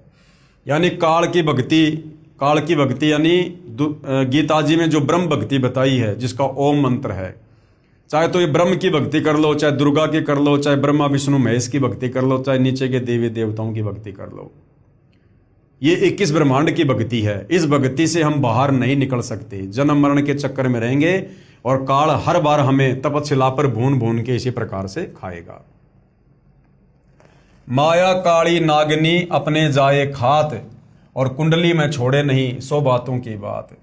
इसी प्रकार ये काल बलि का जाल है, इस काल का जाल है। निरंजन तक की भक्ति पूरे संत से नाम लेकर करेंगे तो भी इस निरंजन की कुंडली 21 ब्रह्मांड से बाहर नहीं निकल सकते। अगर आप सतगुरु रामपाल जी से केवल इस काल तक की भक्ति लेकर भक्ति करोगे, केवल ओम नाम की भक्ति करोगे, प्रथम मंत्र लोगे, तो भी आप इसके जन्म और मरण के चक्कर से बाहर नहीं निकल सकते। हाँ, यदि आपने सतगुरु रामपाल जी से, तत्वदर्शी संत से अगर भक्ति का पूरा कोर्स ले लिया, प्रथम मंत्र प्राप्त कर लिया जिसमें काल ब्रह्मा विष्णु महेश और दुर्गा सबके मंत्र हैं, उसके बाद यदि आपने सतनाम भी प्राप्त कर लिया और तीसरा मंत्र सार नाम प्राप्त कर लिया और फिर सार शब्द आपको प्राप्त हुआ, तो आप इस काल के अरहट के कुएं से, जन्म मरण के चक्कर से बाहर निकल सकते हैं। स्वयं ब्रह्मा विष्णु महेश आदि माया शेरा वाली भी निरंजन की कुंडली में है, यानी ब्रह्मा विष्णु महेश को भी ये काल बलि तपशिला पर भून भून के खाता है। ये बेचारे अवतार धार कर आते हैं और जन्म मृत्यु का चक्कर काटते रहते हैं। इसलिए विचार करें, सोहम जाप जो कि ध्रुव और प्रहलाद व सुखदेव ऋषि ने जपा, वह भी पार नहीं हुए, क्योंकि श्री विष्णु पुराण के प्रथम अंश के अध्याय 12 के श्लोक नंबर 93 में पेज नंबर 51 पर लिखा है कि ध्रुव केवल एक कल्प अर्थात 1000 चतुर्युग तक ही मुक्त है, इसलिए काल लोक में ही रहे तथा ओम नमः भागवते वासुदेवाय मंत्र का जाप करने वाले भगत भी श्री कृष्ण तक की भक्ति कर रहे हैं, वे भी 84 लाख योनियों के चक्कर काटने से नहीं बच सकते। यह परम पूज्य कबीर साहिब जी व आदरणीय गरीबदास साहिब जी महाराज की वाणी प्रत्यक्ष प्रमाण देती है।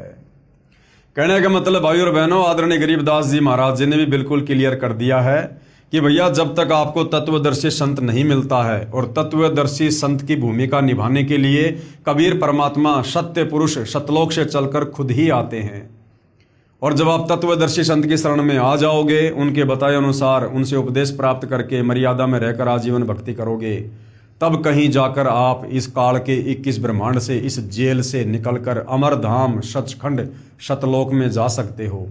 और जब तक आप सतलोक में नहीं जाओगे, क्योंकि बाकी जितने भी संत महात्मा आचार्य शंकराचार्य किसी भी धर्म के मुल्ला मौलवी पादरी हैं, वो सब के सब शास्त्र विरुद्ध साधना ही करते हैं, काल के जाल में बने रहने वाली साधना ही करते हैं।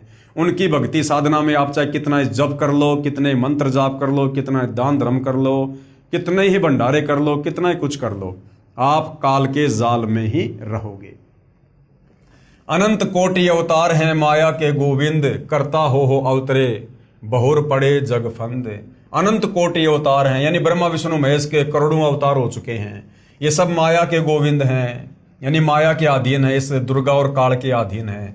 और करता हो अवतरे रामकृष्ण रूप में, ये यहाँ पर जो है ये करतार बन के आते हैं, भगवान बन के, और अंत में इनकी दुर्गति होती है, बहुर पड़े जमफंद, वापस फिर ये काल के जाल में फंसे रहते हैं। जिस प्रकार त्रेता युग में श्री रामचंद्र जी की अंत में कैसे मृत्यु हुई, वो इतने दुखी हो गए, इतने दुखी हो गए, उनकी पत्नी धरती में समा गई, उनके बच्चे उनके विरोधी हो गए, और अंत में श्री रामचंद्र जी ने सरयू नदी में आत्महत्या करनी पड़ी, जिसको हम समाधि कहते हैं कि जिंदा समाधि ले ली, जल समाधि ले ली। उन्होंने अंत में आत्महत्या करनी पड़ी दुखी होकर। तो ये काल बलि इस प्रकार से इन अवतारों की दुर्गति करता है। द्वापर युग में श्री कृष्ण जी आए, आजीवन लड़ाई झगड़ों में रहे, उनकी आंखों के सामने महाभारत हो गया, उनके रिश्तेदार मर गए, करोड़ों लोग मरे, 56 करोड़ यादव दुर्वासा के श्राप के कारण मर गए, और उसी श्राप के चलते अंत में श्री कृष्ण जी का भी अंत हुआ। बालिया नाम के शिकारी ने उनके पैर में जहरीला तीर मारा, तड़प तड़प कर उनकी मृत्यु हुई। तो ये काल अपने पुत्रों को और अवतारों को भी नहीं बख्शता है। सत्य पुरुष कबीर साहिब जी की भक्ति से ही जीव मुक्त हो सकता है। यानी ये जीव काल के 21 ब्रह्मांड से कैसे मुक्त होगा? सत्य पुरुष कबीर साहिब जी की भक्ति से। सत्य पुरुष कबीर साहिब जी की भक्ति से। और सत्य पुरुष कबीर साहिब जी की भक्ति कौन बताता है? तत्वदर्शी संत। और वर्तमान में वह तत्वदर्शी संत कौन है? सतगुरु रामपाल जी। तो सतगुरु रामपाल जी से उपदेश लेकर भक्ति करने से ही काल से जीव की मुक्ति हो सकती है। 21 ब्रह्मांड से जीव बाहर निकल सकता है। दूसरा कोई विकल्प, कोई तरीका नहीं है। जब तक जीव सतलोक में वापस नहीं चला जाएगा, तब तक काल लोक में इसी तरह कर्म करेगा और की हुई नाम व दान धर्म की कमाई स्वर्ग रूपी होटलों में समाप्त करके वापस कर्म आधार से 84 लाख प्रकार के प्राणियों के शरीर में कष्ट उठाने वाले काल लोक में चक्कर काटता रहेगा। माया यानी दुर्गा से उत्पन्न होकर करोड़ों गोविंद यानी ब्रह्मा विष्णु शिव मर चुके हैं। भगवान का अवतार बनकर आए थे, फिर कर्म बंधन में बंध कर कर्मों को भोग कर 84 लाख योनियों में चले गए। जैसे भगवान विष्णु जी को नारद का श्राप लगा, वे श्री रामचंद्र रूप में अयोध्या में आए, फिर श्री राम रूप में बाली का वध किया था। उस कर्म का दंड भोगने के लिए श्री कृष्ण जी का जन्म हुआ। फिर बाली वाली आत्मा शिकारी बना तथा अपना प्रतिशोध लिया। श्री कृष्ण जी के पैर में जहर लगा हुआ यानी विषाक्त तीर मारकर वध किया। महाराज गरीबदास जी अपनी वाणी में कहते हैं, ब्रह्मा विष्णु महेश्वर माया और धर्मराय कहिए, इन पांचों मिल परपंच बनाया वाणी हमरी लइए। इन पांचों मिल जीव अटकाए, जुगन जुगन हम आन छुटाए, बंदी छोड़ हमारा नामम अजर अमर है अस्त्र ठामम। पीर पैगंबर कुतुब ओलिया, सुर नर मुनि जन ज्ञानी, और येता को तो रा ना पाया, जम के बंधे प्राणी। ये जितने भी पीर पैगंबर हैं, मुसलमान धर्म में रसूल हैं, ये कुतुब ओलिया हैं, और ये सुर यानी देवता, और जितने भी साधु संत महात्मा हैं, कहते हैं इनको तो अभी तक काल के बंधन से बाहर निकलने का रास्ता नहीं मिला है।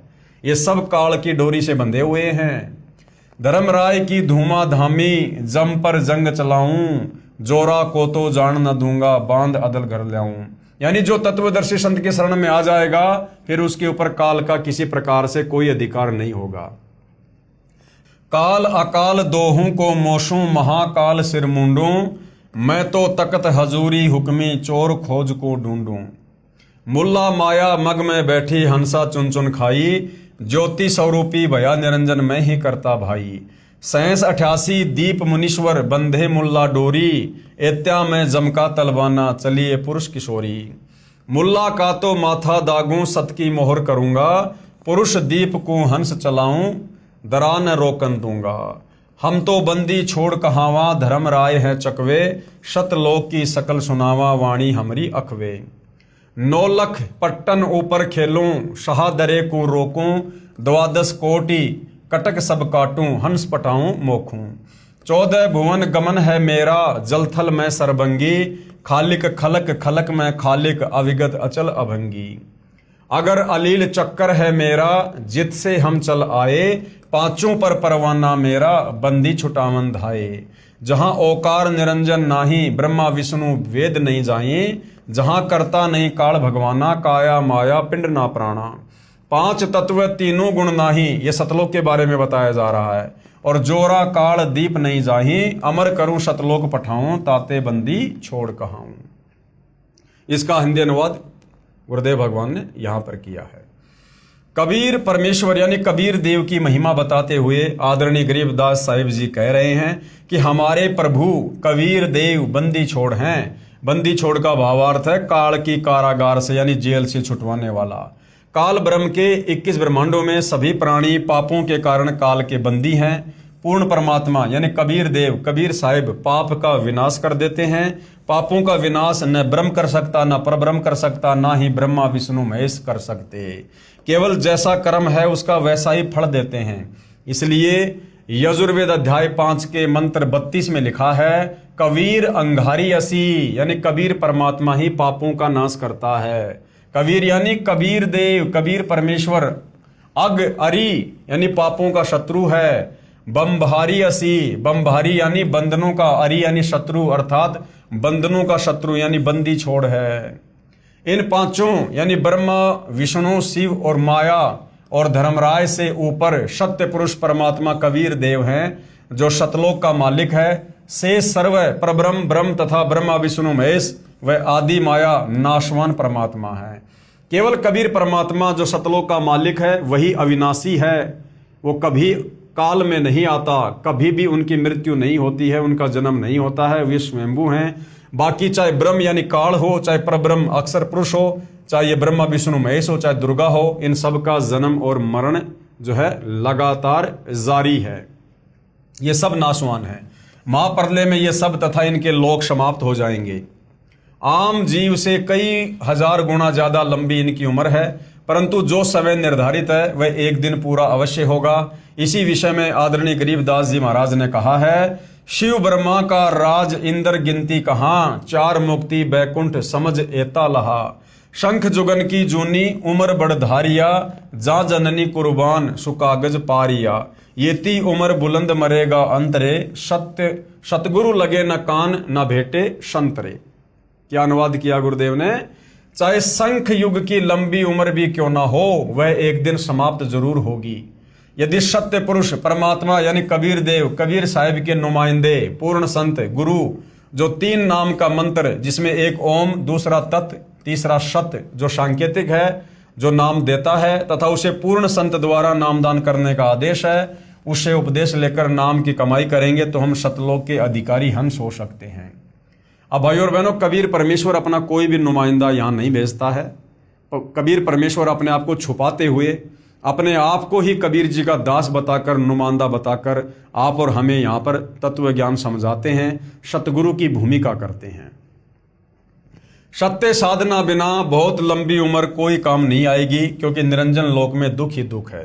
यानी काल के लोक में चाहे लाखों साल की उम्र प्राप्त कर लो, यहाँ पर दुखों के सिवा कुछ भी नहीं है। कबीर जीवन तो थोड़ा ही भला, जय सत सुमरण होए, लाख बरस का जीवना लेखे धरे न कोई।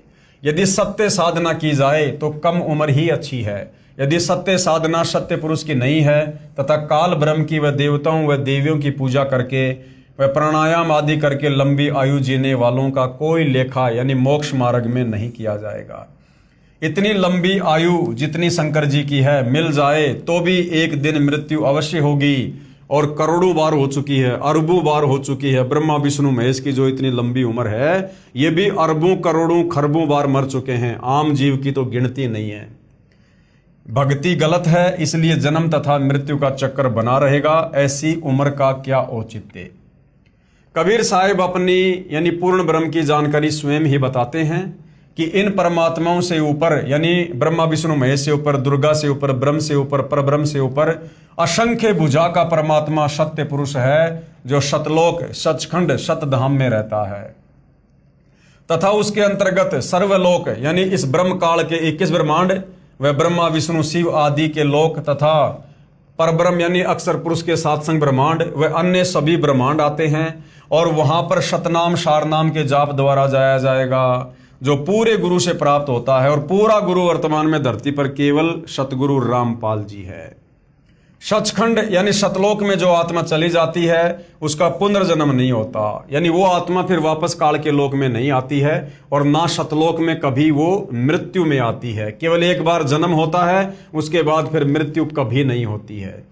सत्य पुरुष यानी पूर्ण ब्रह्म कबीर साहिब कबीर देव ही अन्य लोकों में स्वयं ही भिन्न भिन्न नामों से विराजमान है। जैसे अलख लोक में अलख पुरुष, अगम लोक में अगम पुरुष और अकय लोक में अनामी पुरुष रूप में विराजमान है।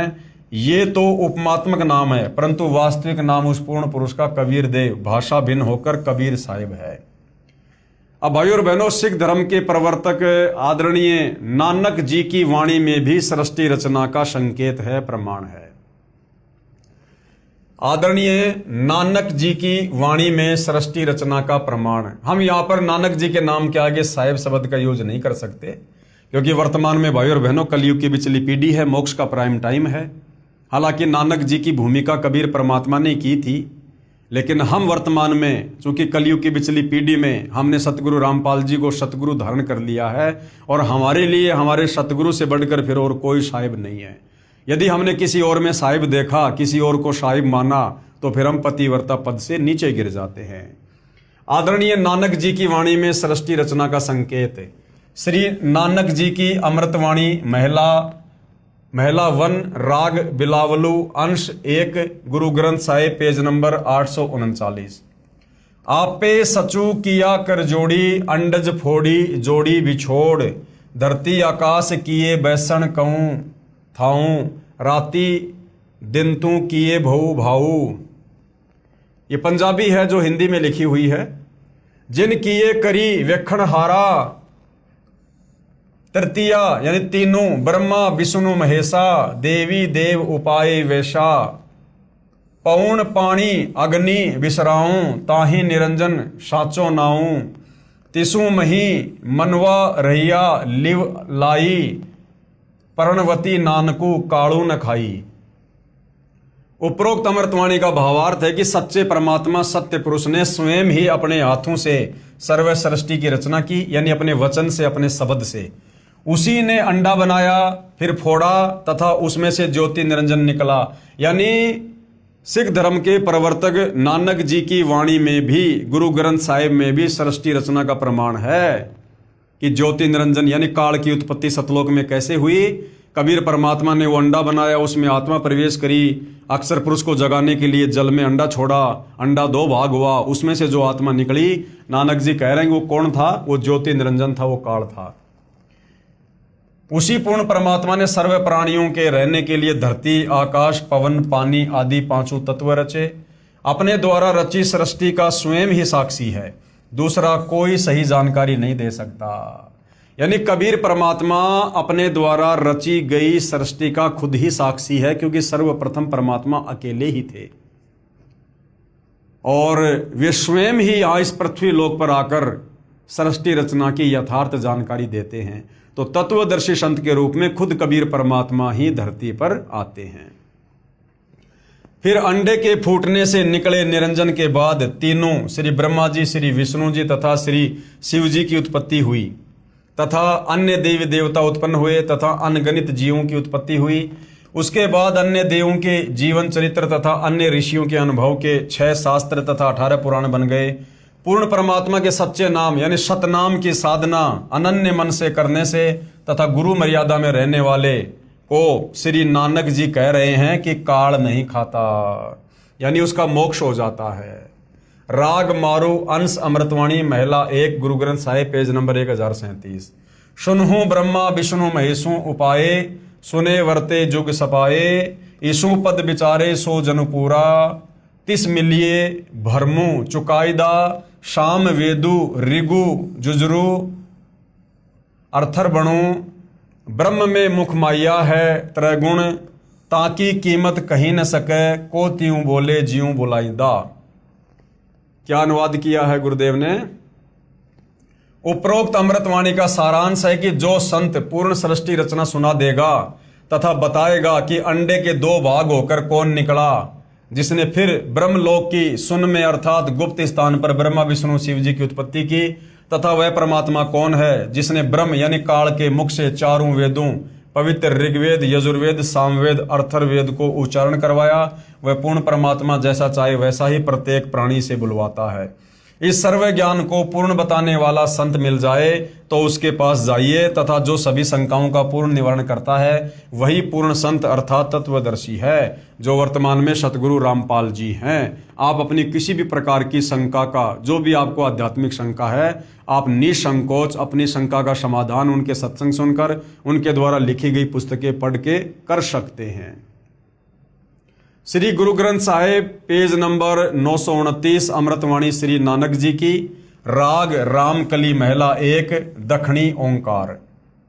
ओंकारी ब्रह्म उत्पत्ति, ओंकारू किया जिनिचित, ओंकारी शैल जुग भय, ओंकारी वेद निर्मय, ओंकारी शब्दी उदरे, ओंकारी गुरुमुखी तरे, ओनम अक्षर सुनहु विचारू, ओनम अखरू त्रिभुवन सारू। क्या अनुवाद किया है गुरुदेव ने? उपरोक्त अमृतवाणी में श्री नानक जी कह रहे हैं कि ओंकार अर्थात ज्योति निरंजन काल से ब्रह्मा जी की उत्पत्ति हुई।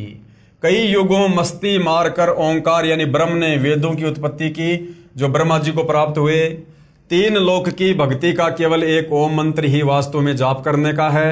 इस ओम शब्द को पूरे संत से उपदेश लेकर अर्थात गुरु धारण करके जाप करने से उद्धार होता है।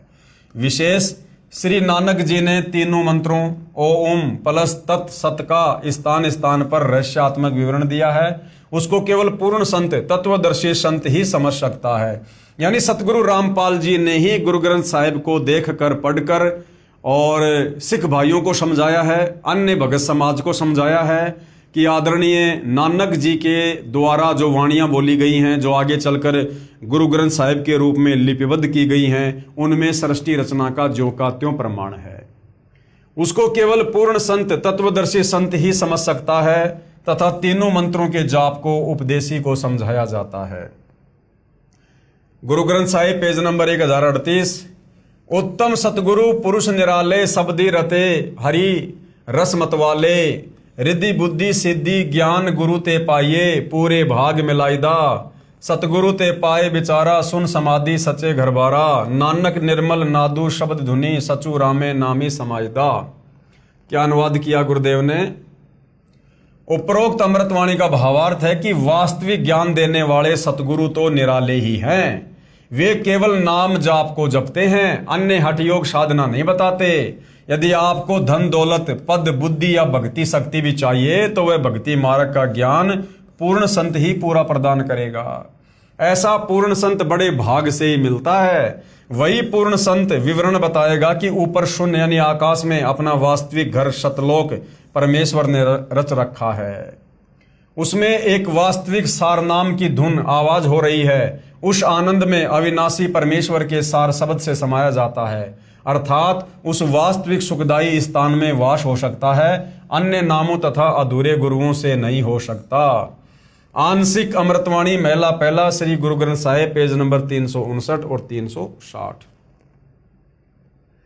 शिव नगरी में आसनी बैसों कल्प त्यागी वादम, सिंडी शब्द सदा धुनि सोहे, अहि निशि पूरे नादम, हरि कीर्ति रहे राशि हमारी, गुरु मुखपंथ अतीतम, सगली ज्योति हमारी समिया, नानक वर्ण अनेकम, कह नानक सुन भरतरी जोगी, पार ब्रह्म लिव एकम।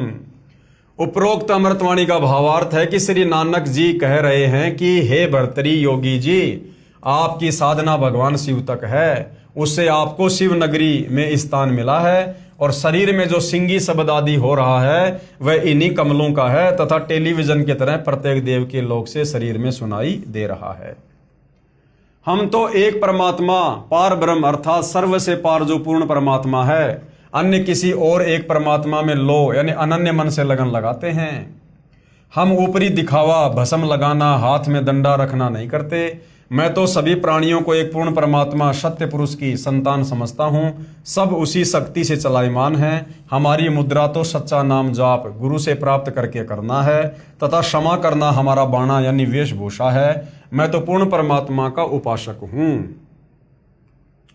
तथा पूर्ण सतगुरु का भक्ति मार्ग इससे भिन्न है। अमृतवाणी राग आशा महला 1 श्री गुरु ग्रंथ साहिब पेज नंबर 420। आशा महला जिन नामू विसारिया दूजे भरमी बुलाई, मूलो छोड़ी डाली लगे, किया पावही छाई, साहिबू मेरा एक है अवरू नहीं भाई, कृपया ते सुख पाइया। साचे परथाई गुरु की सेवा सो करे, जिसु आप ही कराए। नानक सिरु दे छूटिए, दरगह पति पाए।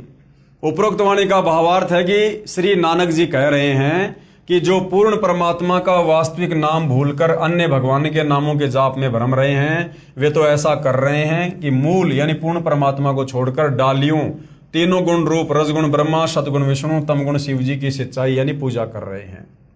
उस साधना से कोई सुख नहीं हो सकता, अर्थात पौधा सूख जाएगा तो छाया में नहीं बैठ पाओगे। भावार्थ है कि शास्त्र विधि रहित साधना करने से व्यर्थ प्रयत्न है, कोई लाभ नहीं। इसी का प्रमाण पवित्र गीता अध्याय 16 श्लोक 23-24 में भी है।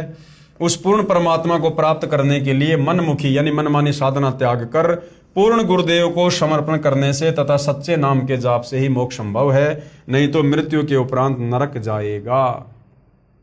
यानी जितने भी धर्मशास्त्र हैं, जितने भी महापुरुष हैं, सब केवल एक ही भाषा बोल रहे हैं कि भैया इस काल ज्योति निरंजन की भक्ति तक आप चाहे कितना ही जोर लगा लो, कितना ही कुछ कर लो, काल ब्रह्म से नीचे दुर्गा है, फिर ब्रह्मा विष्णु महेश है, फिर देवी देवता हैं, फिर नीचे ये धर्मगुरु ने पाखंड पूजा शुरू करी रखी है। आप चाहे 21 ब्रह्मांड के अंतर्गत, काल के अंतर्गत कितनी साधना कर लो, आपका मोक्ष नहीं हो सकता, आप जन्म मरण से छुटकारा प्राप्त नहीं कर सकते।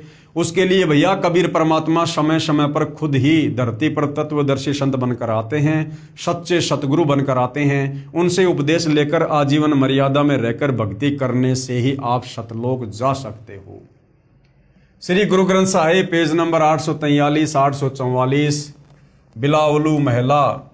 मैं मन चाहूं घना साची बिगासी राम, मोही प्रेम प्रिय प्रभु अविनाशी राम। अविगतो हरि नाथु नाथ है, तिसे भावे सोथिए। कृपालु सदा दयालु, दाता जिया अंदर तू जिए। मैं आधारूं तेरा, तू खसमू मेरा, मैं ताणू तकिया तेरो। साची सूचा सदा नानक, गुरुस बदी झगरू निबेरो। उपरोक्त अमृतवाणी में श्री नानक साहिब जी कह रहे हैं कि अविनाशी पूर्ण परमात्मा नाथों का भी नाथ है, यानी भगवानों का भी भगवान है। कौन? कबीर भगवान, अर्थात देवताओं का भी देव है। सर्व प्रभुओं श्री ब्रह्मा जी, श्री विष्णु जी, श्री शिव जी तथा ब्रह्म व परब्रह्म पर भी नाथ है, यानी परमात्मा है, अर्थात स्वामी है। मैं तो सच्चे नाम को हृदय में समा चुका हूं। हे परमात्मा, सभी प्राणियों का जीवन आधार भी आप ही हो। मैं आपके आश्रित हूं, आप मेरे मालिक हो। आपने ही गुरु रूप में आकर सत भक्ति का निर्णायक ज्ञान देकर सर्व झगड़ा निपटा दिया, अर्थात सर्व शंका का समाधान कर दिया। श्री गुरु ग्रंथ साहिब पेज नंबर 721 राग तिलंग महला। एक अरज गुप्तम पेश तो दर कौन करतार, हक्का कबीर करीम तू बे परवरदिगार। कबीर परमेश्वर का नाम तक लिखा हुआ है गुरु ग्रंथ साहिब में। नानक बुगोयद जंतूरा तेरे चाकरा पखाक। उपरोक्त अमृतवाणी में स्पष्ट कर दिया है कि हे हक्का कबीर यानी सत्य कबीर, आप सत्य कबीर और कौन करतार यानी शब्द शक्ति से रचना करने वाले शब्द स्वरूपी प्रभु अर्थात सर्व सृष्टि के रचनहार हो। आप ही बेऐब यानी निर्विकार परवरदिगार, सर्व के पालन करता दयालु प्रभु हो। मैं आपके दासों का भी दास हूं। कौन कह रहे हैं? नानक जी। किसको कह रहे हैं? अपने गुरु कबीर जी को, जो उनको बेई नदी पर आकर मिले थे, सचखंड दिखाया था। आगे श्री गुरु ग्रंथ साहिब पेज नंबर 24 राग श्री महला।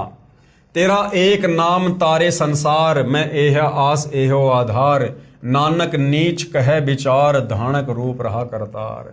उपरोक्त अमृतवाणी में प्रमाण किया है कि जो काशी में धानक यानी जुलाहा है, यही करतार है, कुल का सृजनहार है। अति आधीन होकर श्री नानक साहिब जी कह रहे हैं कि मैं सत्य कह रहा हूं कि यह धानक अर्थात कबीर जुलाहा ही पूर्ण ब्रह्म सत्य पुरुष है। विशेष उपरोक्त परमाणु के सांकेतिक ज्ञान से प्रमाणित हुआ। सृष्टि रचना कैसे हुई? पूर्ण परमात्मा की प्राप्ति करनी चाहिए, जो पूर्ण संत से नाम लेकर ही संभव है। उसके बाद भाई और बहनों, अन्य संतों द्वारा सृष्टि रचना की दंत कथा यानी तत्वदर्शी संत के अलावा सृष्टि रचना के विषय में सही जानकारी अन्य कोई भी धर्मगुरु नहीं दे सकता, चाहे उसकी कितनी महिमा हो, चाहे कितने करोड़ों में उसके फॉलोवर हों। तो बाकी जो ये निरंकारी पंथ है, धन धन सतगुरु पंथ है, इन पंथों के गुरुओं ने भी सृष्टि रचना के विषय में बताया है, परंतु आधी अधूरी जानकारी, दंत कथा। अन्य संतों द्वारा जो सृष्टि रचना का ज्ञान बताया है वह कैसा है? सृष्टि रचना के विषय में राधा स्वामी पंथ के संतों के व धन धन सतगुरु पंथ के संत के विचार। पवित्र पुस्तक जीवन चरित्र परम संत बाबा जयमल सिंह जी महाराज, पेज नंबर 102-103 से सृष्टि की रचना, सावन कृपाल पब्लिकेशन, दिल्ली। पहले सतगुरु यानी पहले सतपुरुष निराकार था, फिर आकार में आया तो ऊपर के 3 निर्मल मंडल सतलोक, अलखलोक, अगमलोक बन गया तथा प्रकाश तथा मंडलों का नाद बन गया। आदि अधूरी सी जानकारी है, गोल मटोल बात। पवित्र पुस्तक सार वचन, प्रकाशक हैं राधा स्वामी सत्संग सभा, दयाल बाग, आगरा। सृष्टि की रचना, पेज नंबर 8। प्रथम धुंधुकार था, उसमें पुरुष शून्य समाधि में थे जब कुछ रचना नहीं हुई थी। फिर जब मौज हुई तब शब्द प्रकट हुआ और उससे सब रचना हुई। पहले सतलोक और फिर सत्य पुरुष की कला से 3 लोक और सब विस्तार हुआ। यह ज्ञान तो ऐसा है जैसे एक समय कोई बच्चा नौकरी लगने के लिए साक्षात्कार यानी इंटरव्यू के लिए गया। गुरुदेव कह रहे हैं कि इन अन्य संतों के द्वारा जो जोड़ तोड़ करके आदि अधूरी सृष्टि रचना बताई गई है अपने भक्तों को, ये सृष्टि रचना तो ऐसे है, इसको समझने के लिए परमात्मा एक छोटा सा चुटकुला सुना रहे हैं। ये ज्ञान तो ऐसा है जैसे एक समय कोई बच्चा नौकरी लगने के लिए साक्षात्कार यानी इंटरव्यू के लिए गया। अधिकारी ने पूछा कि आपने महाभारत पढ़ा है? लड़के ने उत्तर दिया कि उंगलियों पर रट रखा है।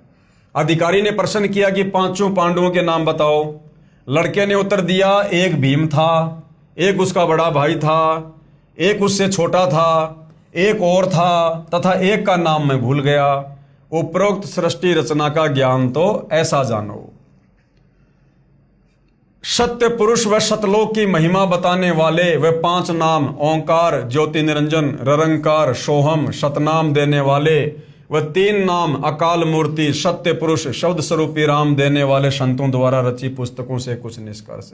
यानी राधा स्वामी और धन धन सतगुरु पंथ में इस प्रकार के नाम दिए जाते हैं। तो इनके गुरुओं के द्वारा सृष्टि रचना के विषय में क्या बताया गया है? संत मत प्रकाश भाग 3 पेज नंबर 76 पर लिखा है कि सचखंड या सतनाम चौथा लोक है। सतनाम जो कि जपने का मंत्र है उसको लोक बता रहे हैं, उसको जगह बता रहे हैं।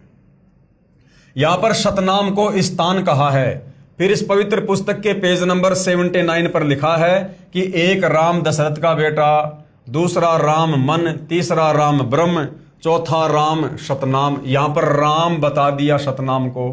कभी तो सतनाम को जगह बता रहे हैं, कभी सतनाम को राम बता रहे हैं। ये असली राम है। फिर पवित्र पुस्तक संत मत प्रकाश पहला भाग पेज नंबर 17 पर लिखा है कि वह सतलोक है, उसी को सतनाम कहा है। पवित्र पुस्तक सारवचन नसर यानी वार्तिक पेज नंबर 3 पर लिखा है कि अब समझना चाहिए कि राधा स्वामी पंथ सबसे ऊंचा मुकाम है यानी जगह है कि जिसको संतों ने सतलोक और सचखंड और सार शब्द और सत शब्द और सतनाम और सत्य पुरुष करके बयान किया है। यानी सतनाम जाप करने का मंत्र है या कोई जगह है या परमात्मा का नाम है, ये भी इन संतों को नहीं पता है। पवित्र पुस्तक सारवचन नसर आगरा से प्रकाशित पेज नंबर 4 पर भी उपरोक्त ज्यों का त्यों वर्णन है। पवित्र पुस्तक सचखंड की सड़क पेज नंबर 226 संतों का देश सचखंड या सतलोक है, उसी को सतनाम सतशब्द सार शब्द कहा जाता है। विशेष उपरोक्त व्याख्या ऐसी लगी जैसे किसी ने जीवन में न तो शहर देखा है, ना कार देखी है और ना पेट्रोल देखा है और ना ड्राइवर का ज्ञान हो कि ड्राइवर किसे कहते हैं, और वह व्यक्ति अन्य साथियों से कहे कि मैं शहर में जाता हूं, कार में बैठकर आनंद मनाता हूं। फिर साथियों ने पूछा कि भाई कार कैसी है, पेट्रोल कैसा है और ड्राइवर कैसा है, शहर कैसा है? उस गुरु ने उत्तर दिया कि शहर कहो चाहे कार कहो एक ही बात है। शहर भी कार ही है, पेट्रोल भी कार कोई कहते हैं, ड्राइवर भी कार कोई कहते हैं, सड़क भी कार कोई कहते हैं। अर्थात ये राधा स्वामी पंथ वाले धन धन सतगुरु पंथ वाले गुरु ये सतनाम की व्याख्या करते हैं कि सतलोक भी सतनाम है, सत्य पुरुष भी सतनाम है, सचखंड भी सतनाम है। मतलब इनको सृष्टि रचना के विषय में 1% भी ज्ञान नहीं है कि सृष्टि रचना वास्तव में है क्या। केवल जोड़ तोड़ करके कबीर परमेश्वर की वाणियों को ना समझकर कहीं का ईंट कहीं का रोड़ा उठाकर इन्होंने इस प्रकार की सृष्टि रचना बनाई हुई है। आओ विचार करें। सत्य पुरुष तो पूर्ण परमात्मा है। सत्य पुरुष कौन है? पूर्ण परमात्मा। कौन? कबीर साहिब।